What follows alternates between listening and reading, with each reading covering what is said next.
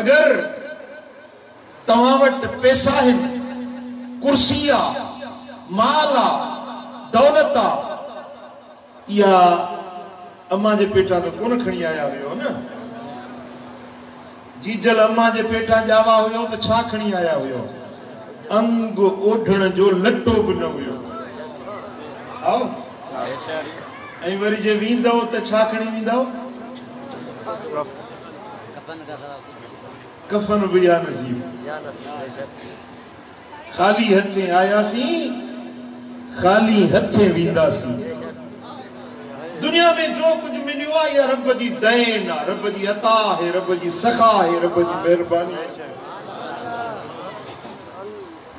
इहा अल्लाह जी अता इने जे लाइ न आहे त पाण खाओ ऐं ॿीअ ते कारीगर नांग बणिजी वेही रह। न, रब जो कुछ ॾिनो आहे, खा ऐं ख़ुदा जी ख़ल्क़ ते ख़र्च कर। जिंदगी ते भरोसो न आहे। केॾी महिल मौत आयो, केॾी महिल कफनी पातई, केॾी महिल हलियो वे मड़ मिट्टीअ जे हवाले कई वञी। जो कुछ जिंदगी जा ॾिहाड़ा आहिनि जो रब ॾिनो आहे, खा ऐं ख़ुदा जी ख़ल्क़ ते ख़र्च कर। अबू अमर जहिड़ा थई त उन्हनि खे खाराए, प्यार, पहराए, उन्हनि जी ख़िदमत कर।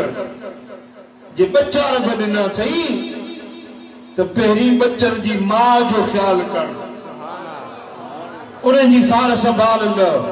लट्टो, कपड़ो, खाधो पीतो, नान, नफ़्तो, ज़रूरत जूं शयूं पंहिंजी घरवारी खे मुहैया कर। वरी जे बच्चा रब ॾिना आहिनि त पंहिंजे बच्चनि ते ख़र्च कर, औलाद ते ख़र्च कर, भाइरुनि ते ख़र्च कर, असीज़नि ते ख़र्च कर।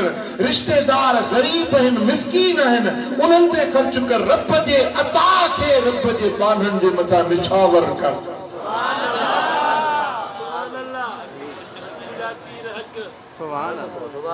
मदीने वारो मीर जो फरमाए त तव्हां खे जे पक न अचे न त मां मोहम्मद कसम थो खणा, मां नबी कसम थो खणा त तव्हां जेकॾहिं ख़ैरात कंदव, ख़र्च कंदव त तव्हांजो माल खुटंदो न वधंदो।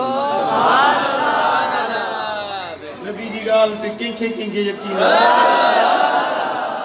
पक अथव? पक अथव? मुंहिंजे सोणे नबी जो कौल सचो आहे, फरमान पूरो आहे। साईं फरमाइनि था यकीन नथो अचेव त मां कसम थो खैरात सां खुटंदो न पर वीरो वीर वधंदो।